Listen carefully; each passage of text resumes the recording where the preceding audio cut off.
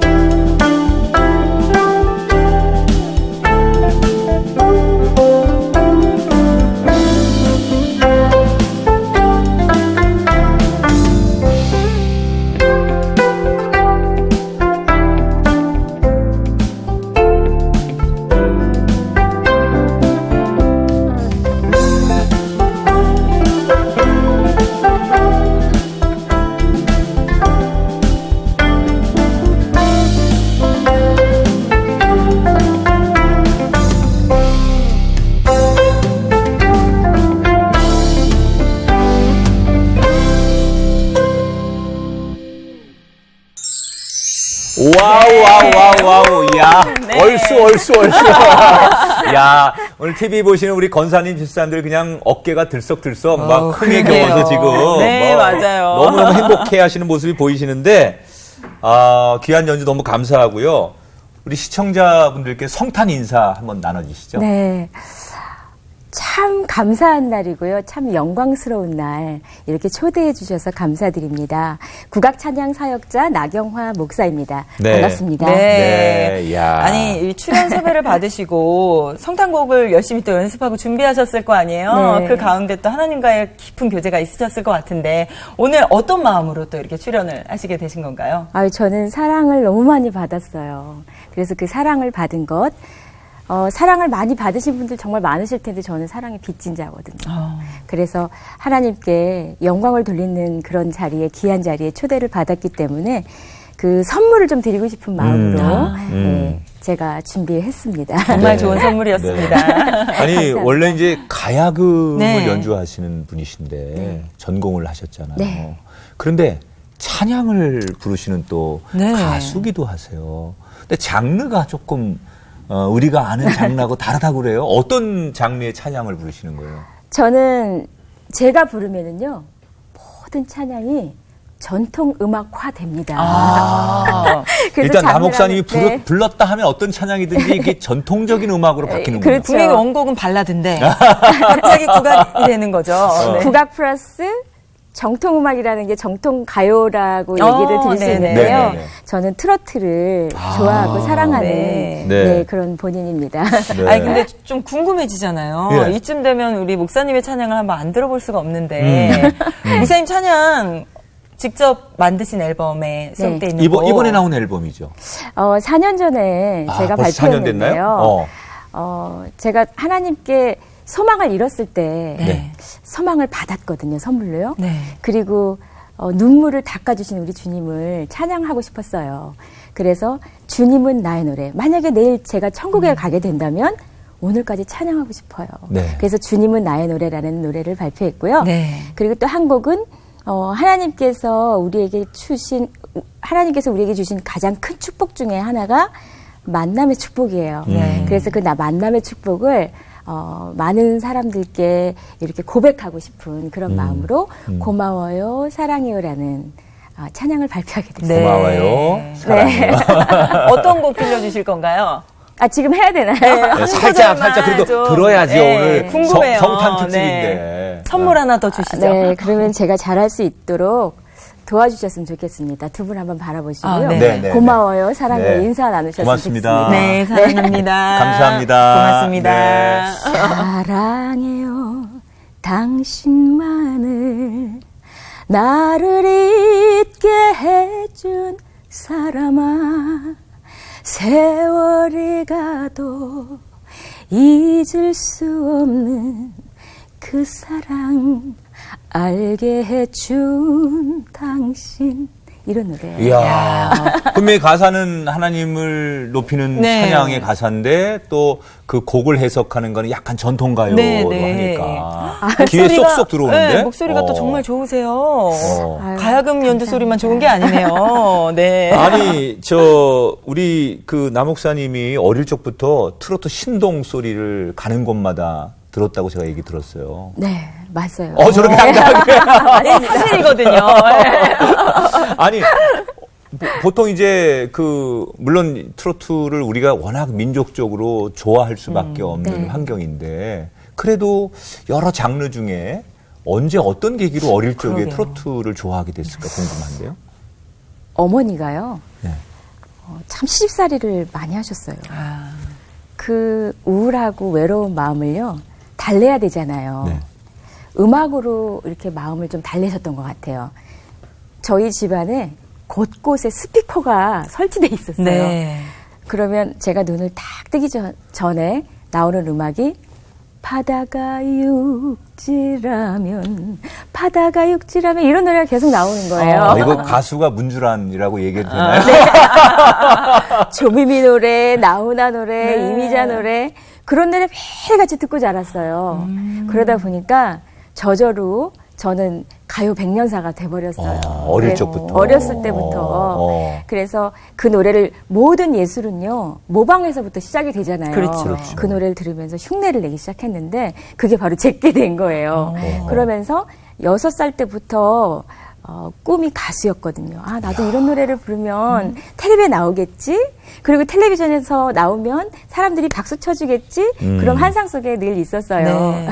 그래서 제가 그렇게 트로트 노래를 접하게 됐어요. 근데 그렇게 그냥 내가 꿈을 꾸는 것과 또 실질적으로 노래를 어딘가에서 노래를 불러서 네. 인정받는 거는 또 다른 거잖아요. 좀 일찍 좀 네. 데뷔를 하셨더라고요. 아유, 맞습니다. 그것도요. 저는요, 그렇게 노래를 좋아하고 노래만 하면 행복했거든요. 네. 근데 제가 미숙아로 태어났어요. 네. 그래서 바깥 출입을 별로 안 했던 기억이 나요. 네. 중학교 때까지만 해도 친구들이 놀러 와도 어머니가 우리 경화는 오늘 몸이 불편해서 안 돼. 못 나가게 했어요. 아플까봐. 그래서 제가 이제 늘 집에 있으면서 가수가 되는 게 꿈이니까 늘 노래하고 그런 게 행복했죠. 그런데 어느 날 가야금 소리를 우연히 듣게 됐어요. 네. 근데 가야금을 하면 소원이 없겠는 거예요. 그래서 어머니께 저는 일반 고등학교에 들어가지 않겠습니다. 저는 가야금 공부하는 학교에 보내주세요. 그랬더니 어머니랑 아버지랑 난리 나신 거예요. 네가 기생이냐? 이러면서 공부해야지. 네. 그렇게 말씀하신 거예요. 그래서 저는 그래도 가야금 공부하고 싶어요. 그래서 국악예술고등학교에 입학하게 됐어요. 네. 가야금을 전공하면서 이제 어머니가 저의 모습을 보면서 우리 딸이 저렇게 가수가 되고 싶은데 기념 음반이라도 하나 내줬으면 좋겠다. 네. 그런 마음을 가지셨어요. 네네. 야, 어머니 대단하시네요. 그러니까요. 그때 당시 어머니가 많이 깨어있는 분이시죠. 그렇구나. 예. 어. 그래서 신문을 딱 봤는데 그때 당시 모 레코드사에서 30만 원을 주면은 기념 음반을 내는 프로젝트가 있었어요. 네네. 그러면 이거를 한번 해볼래 경아야? 그렇게 어머니가 제안하셨는데 제가 너무 행복한 거예요. 그래서 어머니 너무 좋아요. 그래서 어머니랑 같이 그때 당시 레코드사가 안양에 있었는데 네. 안양까지 어머니랑 찾아갔어요. 네. 찾아갔는데 그곳에 누가 계셨냐면 쨍하고 해뜰 날 돌아온단다. 이 노래 아시죠? 네, 송대관 선생님. 네. 그 노래를 작사 작곡하신 신대성 선생님이라고 그곳에 딱 계신 거예요. 네. 네, 네. 그래서 저를 보시고 그러면 테스트를 해봐야지. 어떻게 기념음반을 내도 우리 레코드사에 그 얼굴이 있는데 아무나 내줄 수 네. 없다. 이래서 제가 이제 오디션을 보게 된 거예요. 네. 그 오디션을 보면서 어떤 제가 생각이 들었냐면 나도 이제 스타가 되는구나. 오디션까지 보니까. 네, 가수가 된 줄 알았어요. 그러면서 그때 당시 86년도거든요. 근데 그때 비 내리는 영동교가 대히트를 치고 있을 때예요. 네. 근데 비 내리는 영동교 그 음악에다가 주현미 씨가 그 노래했던 그 녹음실 그 자리에서 제가 그 노래로 오디션을 봤어요. 네. 네. 근데 선생님께서 너무 마음에 들어 하시는 거예요. 가야금을 전공하고 또 이렇게 고등학생이 노래를 한다는 건 이슈가 될 것 같다라는 거예요. 그러면 오늘부터 가요 공부를 본격적으로 시작하자. 그래서 그때부터 이제 본격적으로 고등학교 1학년 때. 1학년 때. 이야, 예.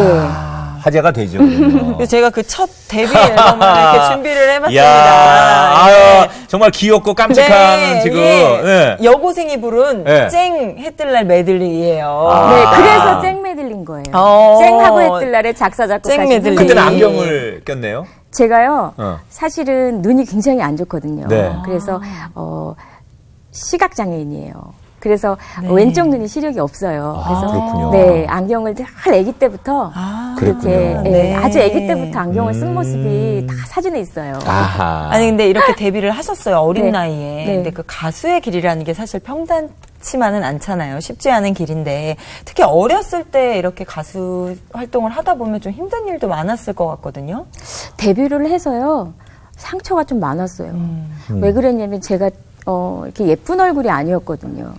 텔레비전에 나가면 카메라빨이 안 받는다. 첫 번째 그것 예쁘신데? 때문에 참 상처를 많이 받았고요. 지금 잘 나오는데. 그때는 카메라 기술이 안 좋았나 보다. 그렇죠. 그때는 조금 떨어졌을 때. 네. 그리고 또 어머니가 매니저 역할을 하셨거든요. 네. 우리가 다 알다시피 가요계 연예인들이 사는 세상이랑 평범한 사람들이 사는 세상은 다르잖아요. 전혀 다르거든요. 근데 저희 어머니는 평범한 주부셨고요. 네. 저는 그냥 노래를 사랑하고 가수가 되고 싶은 지망생이었을 뿐인 거예요.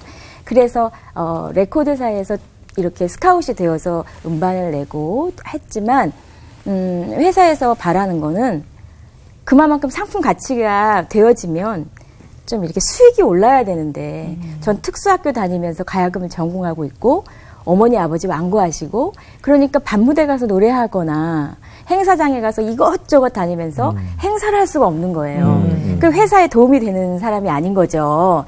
그러다 보니까 회사에서 좀 관심이 떨어졌었고 그래서 제가 참 가고 싶었던 길인데 감히 넘지 못한 길을 제가 간 것 같은 생각이 들어요. 그러니까 사실 꿈이 있어서 좋아서 음반도 내고 데뷔를 했는데 생각만큼 그러니까요. 그쵸. 무대나 또 사람들한테 인정을 받지 못하는 네. 게 어린 마음이 너무 마음도 좀 아프고 네. 힘들었을 텐데 그래서 뭐라도 해봐야 되겠다. 그러면서 가요제도 출전을 했다고 들었어요. 네, 제가 중앙대학교 음악대학을 다닐 때 텔레비전을 보니까 목포가요제를 이제 이렇게 한다고 나온 거예요. 네. 그 홍보를 보고요. 내가 저기 가서 한번 인정 한번 받아봐야 되겠다. 그래서 서울에서부터 목포까지 또 어머니랑 같이 갔죠. 정말 많은 분들이 나오셨어요. 예선을 며칠을 했거든요. 네. 그때 1991년도 10월 1일이에요. 그래서 제가 그 가요제를 나가서요. 대상을 받게 됐어요. 이야. 네.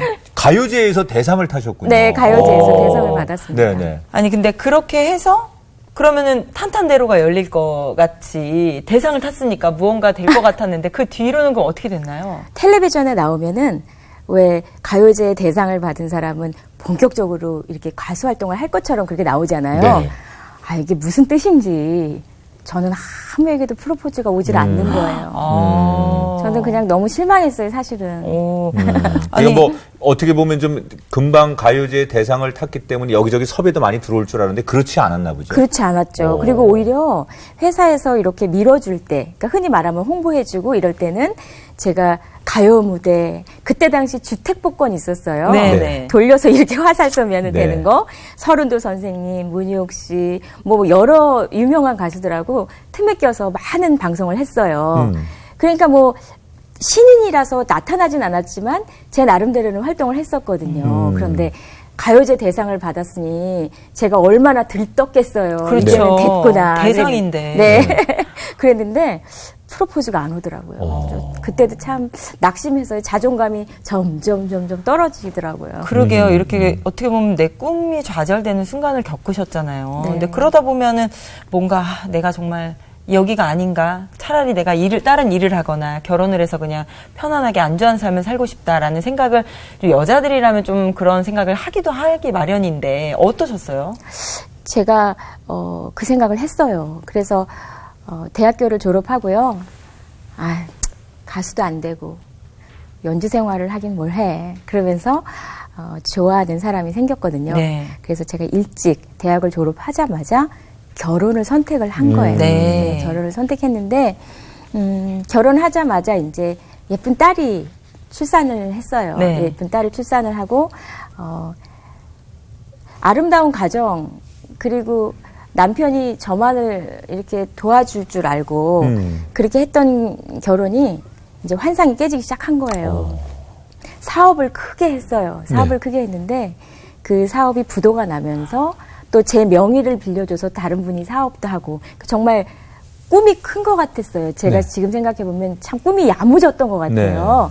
그러면 안 되는 거였어요. 근데 제가 그렇게 뭘 모르니까, 세상 물정 모르다 보니까 그렇게 막 일을 벌려놓고 수습이 안 되고, 나중에는 저에게 안긴 거는요, 빚과 제 명의를 빌려줘서 사업을 했던 분이 어차피 나경아는 망한 거니까 내가 사업을 했어도 세금을 안 내도 그 사람 이름으로 나오니까 제가 아무것도 없으니까 괜찮다라는 생각을 했는 것 같아요. 네. 그래서 저에게 그 어마어마한 세금이 전부 떠안겨진 거예요. 네. 그래서 저는 결혼과 동시에 정말 세상은 호락호락하지 않고 네. 정말 어떻게 살아야 된다는 것을 그때 좀 깨달은 것 같아요. 네. 그럼 그때부터 뭐 좀 딸도 어리고 네. 남편분이 그렇게 어려워지면 본인이 어떻게 생계를 위해서 좀 일선의 일도 좀 하시고 그러셨나요? 그랬죠. 제가 그 가수가 되고 싶었던 사람이고 연주자의 길을 가고 싶었던 사람인데 그 꿈은 온데간데 없어지고요. 이제 먹고 살기가 급급한 거예요. 네. 그래서 이제 피아노 학원에 선생님으로도 다니고 네. 개인 레슨도 하고, 그리고 남는 시간은 식당에 가서 막 허드렛 일을 돕기도 하고, 네. 새벽에는 학원에 왜 차량 운행 있잖아요. 네, 네. 제가 또 차량 운행을 좀 도와주는 역할을 하고, 그래서 생계를 유지를 했는데요. 제가 그렇게 억척스러운 사람이 아니거든요. 네. 근데 딸을 보니까요. 그렇게 살아야 되겠다라는 생각을 했었어요. 그래서 참 열심히 살았던 것 같아요. 그 사람이 이제 비빌 언덕이 좀 있으면 아무래도 본능적으로 네. 비빌 언덕한테 가는데, 그럴 때 이제 부모님들에게 가서 네. 자녀도 맡기고 또 힘들 때는 좀 부모님이 그늘이 되어주길 모든 자녀들이 원하잖아요. 네. 아무래도 좀 힘드니까 부모님 찾아가서 부모님께 도움도 구하고 또 부모님들 사랑도 좀 받고 그래야 될 상황 같았는데 네. 환경이 어떠셨어요? 그때 제가 27살이었거든요. 네. 참 철없는 나이였어요. 그래서 그냥 이런 상황이면 당연히 어머니 집으로 가는 게 당연한 거예요. 제 생각은. 그래서 친정으로 가서요. 친정 어머니께 도움을 받고 이렇게 지냈는데, 제가 가고 나서 얼마 안 있다가 아버지 사업을 좀 가장 가까운 분이 좀 도와주고 계셨는데, 그 사업이 부도가 났어요. 아버지도. 아버지도. 어허. 예, 친정도 부도가 나게 된 거예요. 그러면서 아버지가 이제 그 충격을 받으셔서 콩팥이 급성으로 굳었어요. 그래서 급성 신부전증이 이제 네. 걸리신 거예요. 그래서 그 상황에서 아버지가 이제 서서히 몸이 붓기 시작하시더라고요. 그런데 병원에 못 모시고 갔어요. 왜요? 병원비가 없어서 못 모시고 갔어요. 그래서 아버지가 참 정직하신 분이라 본인의 있는 주머니에 있는 그 동전까지 전부 비청산을 하셨는데 가진 건 아무것도 없는 거예요. 그래서 아버지가 그렇게 편찮으셔서 오늘 내일 하시는데도 병원에 못 모시고 갔어요. 네. 아니 정말 엎친 데 덮쳤다고 해야 될까요? 모든 상황이 다 어려워졌는데 그때 내가 사랑하는 부모님까지 그렇게 아픈 모습을 보면 마음적으로 굉장히 힘드셨을 것 같은데 그때 당시 심정은 어떠셨어요? 제가 죄인인 것 같았어요. 그 순간의 생각이 제가 불효를 해서 이런 일이 있는 건 아닐까. 나 그런 때문인 생각이 건 예, 아닐까. 나 때문인 건 아닐까. 막 이런 생각이 들어서요. 제가 그때 방법이 없더라고요. 누구에게 말할 수도 없고 누구에게 도움을 청할 수도 없고. 그래서 선택한 길이 죽음이었어요. 아, 내가 죽어버리면 다 끝나겠지. 어린 딸도 있는데. 그 딸을 데리고 죽으려고 그랬죠. 그러니까 딸을 죽여야지 되는 상황인 거잖아요. 그렇죠. 제가 그 딸을 어디다 놓겠어요. 그런 상황인데 그래서 딸 데리고 저랑 같이 이렇게 죽음을 선택해서 갔어요. 어디로 뭘 어떻게 가신 거예요? 죽음을 선택하러 이제 가다가 너무너무 마음이 외롭고 슬프잖아요. 그리고 그러니까 무작정 가는 거죠, 지금 어디로 그렇죠. 무작정 갔죠. 네. 너무 무섭잖아요. 목적 없이. 예. 네. 그래서 목적 없이 간 곳에서 십자가를 만났어요. 제가 누가 전도한 게 아닌데 그 길에 제가 십자가를 보고 그 성전에 들어가서 기도했거든요. 네. 이거는 우연이 아니라고 생각을 해요. 지금 보니까요. 하나님이 저를 택해 주셨어요. 네. 그래서 그때 그 성전에 들어가서 얼마나 울었는지 몰라요. 정말 많이 울고 그런 상황에서 제가 간 곳이 교회가 아니라 기도원이었더라고요. 근데 원장님이 나오셔서 저를 위해서 기도해 주세요. 기도해 주시는데 사랑하는 내 딸아, 내가 너를 정말 사랑한다. 내가 너를 얼마나 사랑하는지 모른다고 그 기도를 해주시면서 엄청나게 우시는 거예요. 저는 그때 그 원장님이 그렇게 눈물 흘리시는 모습을 보고요. 목 놓아 울었어요. 하나님이 저희들에게 주신 가장 큰 선물이 눈물인 줄 그때 안 거예요. 그래서 그때 제가 하나님께 기도하면서 하나님 살아계시다면 저 좀 어떻게 해주세요. 그 곳에서 바로 나오면 또 죽을 생각이었어요. 어디 갈 데도 없고요. 의지할 데가 없는 거예요. 근데 그때 하나님을 만나고 얼마 있다가 하나님께서 저에게 기도할 줄 모르니까 방언을 주시고요. 네. 또 어머니 아버지를 전도해야 되겠다라는 마음을 주셨어요. 네. 그래서 그 길로 어머니 아버지를 전도하게 됐어요. 이야. 그러니까 어찌 보면 정말 그 세상에서는 벼랑 끝에 그렇죠. 서 있었던 네. 바로 그 순간에 네. 정말 한 발짝만 뒤로 물러서면 낭떠러지인데 네. 그 순간에 주님이 꽉 붙잡아 주셨어요. 그래서 주님을 만났기 때문에 지금의 맞습니다. 목사님이 되셨는데 맞습니다. 그때 그렇게 주님을 만나고 나서 환경은 바뀌지 않았지만 내 생각, 내 마음에는 변화가 있었을 것 같아요. 그럼요. 변화가 있어서요. 그때부터 이제 매일같이 예배를 안 드리면은 안 되는 그런 마음이 있었어요. 그래서 그 교회 옆으로 바로 이사를 가게 됐어요.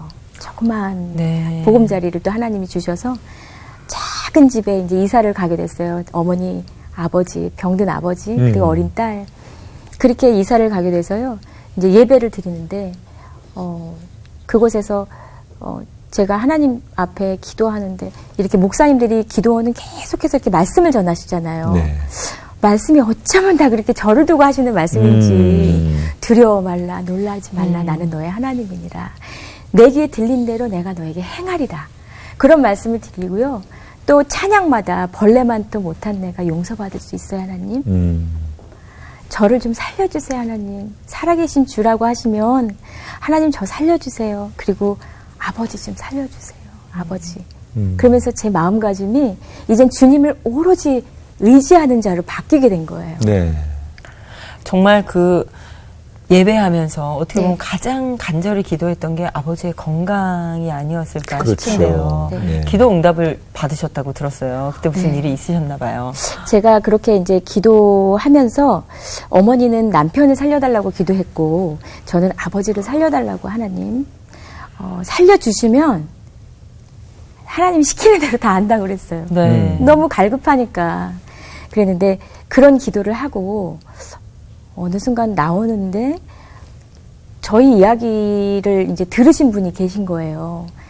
어떤 남자분이 전화번호를 주시면서 내일 동사무소로 일찍 오라고 네. 그런 얘기를 하시는 거예요. 네네. 그래서 그 말을 믿고 동사무소로 갔더니 그날이 신부전증 환자들이 나라에서 장애인 판정을 받는 첫날인 거예요. 야. 그때까지 병원비가 없어서 아버지 수술 못하고 병원에 못 가고 네. 예배만 드리고 하나님께 기적만 달라고 제가 그렇게 기도했던 때인데 그게 기적이었네요. 그러니까요. 하나님께서 그렇게 천사를 보내주셔서요. 만남의 축복을 통해서 그렇게 역사하실지 몰랐어요. 그럼 곧바로 아버님 이제 수술을 하시게 된 거예요. 그래서 장애인 혜택을 받고요.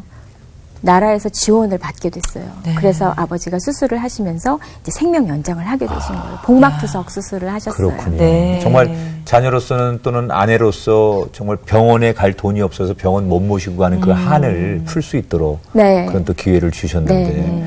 그러나 아까 지금 하신 얘기 가운데 계속 지금 머릿속에 남는 건 그건 어떡하지 하는 제 마음속에 지금 걱정거리가 하나 있어요. 네. 그 세금 그러니까요. 그 제3자로 인해서 지금 세금 폭탄을 맞으셨는데 이건 정말 어떻게 이 엄청난 그 빚은 어떻게 이걸 탕감해야 될까 갚아야 될까 계속 걱정이 되는데 네. 어떻게 이 문제는 풀어가세요?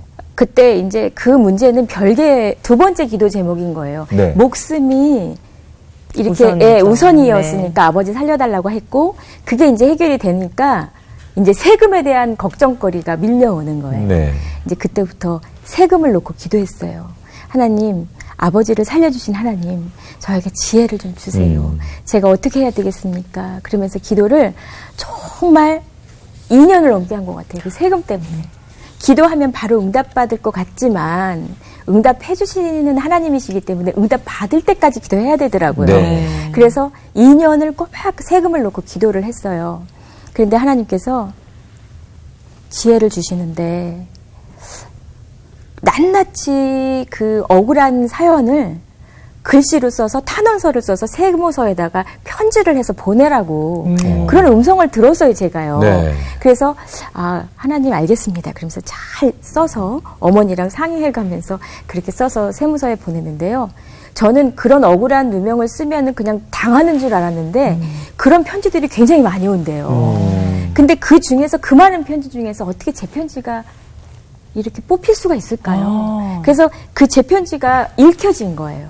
그래서 실제로 장사한 사람이 그 세금을 내게 하고 그리고 나서 얼마 후에 세무서에서 연락 왔어요. 계좌번호 좀 알려달라고. 네. 그래서 계좌번호를 알려드렸는데 왜 그럽니까? 물어봤더니요. 세금이 엄청나게 더 많이 왔어요. 많이 나온 거예요. 그래서 그분이 이제 더 많이 내게 되니까 환불을 해줘야 되는데 반납. 나경화 이름으로 세금이 나간 거기 때문에 반납해갈 수 있는 사람은 저밖에 없는 거예요. 네. 그때 한 푼도 없는 빈털터리인 저에게 하나님이 그렇게 또 역사하셔서 그때 비상금 주셔서 죽을 뻔한 거 좀 면한 적이 있어요. 네. 그동안 억울하게 좀 당하고 손해본 거를 네. 하나님께 또 회복하도록 그렇게 네. 역사하셨네요. 아니 아까도 말씀하셨지만 정말 주님께 받은 선물이 많으시네요. 응답을 또 많이 해주셨는데 특별히 또 찬양 사역자의 삶을 살겠다고 결단한 계기가 있으실 것 같은데요. 제가 너무 받은 은혜가 너무 많잖아요. 저는 성경도 모르고요. 찬송도 모르고요. 정말 무지한 자고 우상숭배했던 가정에서 계속 성장을 했기 때문에 그 흔한 크리스마스 날 선물 받으러 사람들은 어린아이들이 이렇게 교회 한 번쯤 가보잖아요. 네. 저는 그것도 한 번도 없었어요. 근데 그렇게 하나님께 선물을 많이 받고 나니까요. 감사의 크기는 각자 다르잖아요. 어떤 사람은 이만큼 감사의 크기. 근데 저는요. 저를 다 드려도 감사의 크기가 넘치는 거예요. 그래서 하나님께 기도했어요. 하나님, 제가 너무 죄인은 맞는 것 같아요. 이렇게 하나님께서 큰 은혜를 주셨는데 저는 헌금할 돈이 5,000원도 없어요. 하나님. 너무 드리고 싶어요. 이제는 눈물이요. 제가 힘들어서 눈물이 나는 게 아니라 주님께 드릴 게 없어서 눈물이 나요. 하나님, 저도 주님께 헌금하고 싶어요. 그러면서 기도를 했는데 하나님께서 말씀하셨어요. 사랑하는 내 딸아, 네가 헌금이 하고 싶으냐. 그런데 헌금이 중요하지만 나는 너의 시간과 너를 온전히 받기를 원한다고 하셨어요. 그것을 음성으로 받고요. 그때부터 찬양 사역의 길을 가야겠다고 생각을 했어요. 네. 제가 가진 거는 아무것도 없거든요. 어렸을 때 노래 공부 잘해서 이렇게 남들이 걷지 않는 그런 길을 살짝 가봤잖아요. 그래서 공부도 제대로 했고, 그리고 연주자였고, 그런 꿈을 잊고 있었는데, 이제 이것을 주신 것은 하나님이시기 때문에 이 달란트를 주님께 드려야 되겠다. 그 마음을 가지고 찬양 사역을 하고 싶다고 주님께 이렇게 고백을 했는데, 그 찬양 사역이 쉽게 되지 않았어요. 네. 목사님, 저 20년 기도했어요. 그래요. 네, 20년 동안 하나님 저 좀 써주세요. 안 써주셨어요. 그런데 서울역 십자가 이렇게 올려서 천막을 치고 노숙인들이 예배드리는 예배처가 있어요. 네. 그곳에서 저를 처음 초청을 해주신 거예요. 네. 그래서 그곳에 가서 초청을 받았을 때 제 마음은 정말 너무 행복했어요. 아, 내가 드디어 내 찬양으로 누구를 위로할 수 있겠구나. 그런 마음으로 그 자리를 갔는데 노숙인들을 보는 제 마음이 예전이랑 달랐어요. 저 사람이랑 나랑 틀릴 게 뭐가 있을까? 정말 같다. 겨울엔 얼마나 추울까? 여름엔 얼마나 더울까? 얼마나 배고플까? 별하별 걱정이 다 되는 거예요. 그래서 배고픈 그 자들의 마음을 알게 하시려고 하나님이 저에게 그런 훈련을 시키셨다고 생각이 들고요. 네. 그때 지나가시는 분이 저에게 전화번호를 주면서 네. 저를 인터뷰를 하겠다고 하셨어요. 네. 그래서 제가 그 전화번호를 드리고 나서 다음날 기다리는데 두 분이 오셨는데 기독교 신문 기자이셨어요. 예. 근데 어떻게 또 하필이면 그분이 제 찬양을 듣고 그렇게 전화번호를 주셔서 네. 그래서 그때 그렇게 그분이 오셔가지고 제 기사를 써주셨어요. 지성과 미모를 겸비한 나경화 집사를 아십니까? 집사직분이었을 때거든요. 네. 그때 그렇게 알려지면서 조금씩 하나님께서 길을 열어주시고 저를 훈련시켜 주신 것 같아요. 그러니까 찬양 사역자의 첫 길이 그 노숙인들과 함께 네, 그랬죠. 길에서 만난 그랬죠. 찬양을 네. 통해서 네. 지금 이렇게 데뷔를 하신 건데 그랬죠. 그 찬양 사역의 지경을 하나님이 넓혀주시면서 올해 목사 안수를 받으셨어요. 깜짝 놀랐어요. 이제 집사님이 아닌 목사님이십니다. 조금 전까지 집사님이셨는데 네. 목사님 되셨더라고요. 제가 사나 주구나라는 찬양을 참 많이 불렀거든요. 네. 근데 그 찬양대로 저는 사실은 목사 될 자격이 없어요. 자격이 없는 사람인데요. 순종하는 건 참 잘해요. 순종하는 거. 어떻게 보니까 제가 전도사가 되어 있고요. 어쩌다 보니까 제가 또 강도사가 되어 있고 그렇더라고요. 그래서 하나님께서 신학을 하게끔 그 길을 여시고 제가 너무 말씀이 궁금했어요. 제가 경험한 것들이 나중에 보니까 다 말씀 안에 있어요. 요셉도 그렇고요. 누구도 그렇고요. 사도 바울도 그렇고요. 제가 경험한 것들이 다 말씀 안에 선지자들이 다 경험했던 것들이 너무 많았어요. 그래서 그걸 공부하러 가가지고 어떻게 보니까 제가 이렇게 되어 있는데 많은 양들을 또 하나님께서 섬기라는 뜻인 줄 알고 제가 부족하지만 네. 순종했습니다. 그러니까 하나님이 바람 불게 하시는 대로 흘러가려고 그렇죠. 노력하시다 보니까 내가 여기 있네요. 이렇게 지금 말씀하시는 네. 게 우리의 삶인 것 같아요. 앞으로의 사역이 너무 기대가 되는데 오늘 성탄 특집으로 오셨어요. 네. 지금 우리가 성탄을 맞이하면서 이렇게 정말 많은 분들과 함께 이 땅에 오신 예수님을 노래하고 그러는데 계속해서 우리 삶 속에서 이루어져야 되는데 목사님은 앞으로 어떤 계획과 기도 제목이 있으신지요? 이 자리에 나오게 된 것이 너무 놀라웠어요. 아버지가 그렇게 신앙생활 잘 하시면서 이제 천국을 가셨는데 네. 말 한마디도 못 하시고 물 한 모금도 못 마셨던 아버지가 혀가 다 굳어 있어요. 나뭇가지처럼. 그런데 고요한 밤, 거룩한 밤을 부르시고 천국을 가셨거든요. 네. 근데 제가 성탄 특집으로 이렇게 이 자리에 나와서 아버지를 간증하게 될지는 몰랐거든요. 이것도 하나님 계획 안에 있었던 것 같아요. 가수의 길을 접고 하나님 저는 주님의 찬양만 올리겠습니다. 이렇게 기도를 했는데 하나님께서 제가 믿음의 중심에 서니까 이제 너는 세상에 나아가서 복음을 전하는 노래를 해도 될 사람이다. 이렇게 인정을 해주신 것 같아요. 네. 그래서 나유미라는 이름으로 신포동 브루스라는 노래를 이번에 새로 발표했어요. 네, 네. 예. 근데 이제 이 신포동 브루스라는 노래는 더 웨이라는 목사님께서 작사 작곡을 하셨어요. 네. 이 그게 지금 앨범이죠. 앨범이 네. 그래서 예뻐요. 인천을 노래한 노래인데요. 네. 전도하는 내용이 다 담겨진 노래입니다. 네. 세상 노래이지만 그 네. 안에 전도의 내용이 그렇죠. 담겨 있는. 네. 네. 자기 어디서 뭐해? 그런 노래는 교회 가야지 자기 어디서 뭐 하는 아, 거야. 그렇게. 이런 뜻의 의미고요. 어디 보자. 네. 네. 그래서 각막 이식 수술하는 네. 그 수술비를 후원하는 그런 네. 음반으로 제작을 했는데 이 음반이 참 잘 되어서요. 세상의 빛과 소금이 되었으면 참 좋겠습니다. 네. 그래요. 정말 노래를 통해서 누군가에게 또 하나님의 사랑을 느끼게 해주고 네. 아, 교회 가야 되겠네라는 네. 마음을 갖게 해주는 그런 노래들이 네, 이 그렇습니다. 세상에 있다면 너무 좋을 것 같습니다. 정아 씨 뭐 네. 아니, 아마 오늘 또 특집이잖아요. 네. 아마 우리 목사님의 이야기 들으면서 많은 분들이 또 도전받고 위로받고 다시 일어설 힘을 얻지 않았을까 하는 생각이 감사합니다. 듭니다. 네. 네. 예수님이 이 세상에 빛으로 오셨잖아요. 그 빛이 들어가는 곳에는 어둠이 존재할 수 네. 없고 그 빛이 있는 곳에는 사망이 있을 수 없습니다. 이 땅에 오신 예수님을 누구든지 두 팔 벌려 환영하면 여러분의 인생이 바뀔 수 있다는 것. 그것이 성탄이 주는 선물, 맞습니다. 은총인 것 같습니다. 자, 우리 오늘 성탄 특집으로 함께한 나경환 목사님과의 시간 그냥 보내드릴 수 없어서 그렇죠. 저희가 캐롤 연주를 좀 부탁드렸습니다. 우리 나경환 목사님의 캐롤 연주를 들으면서 인사드리겠습니다. 여러분 좋은 성탄 되십시오. 메리 크리스마스. 메리 크리스마스.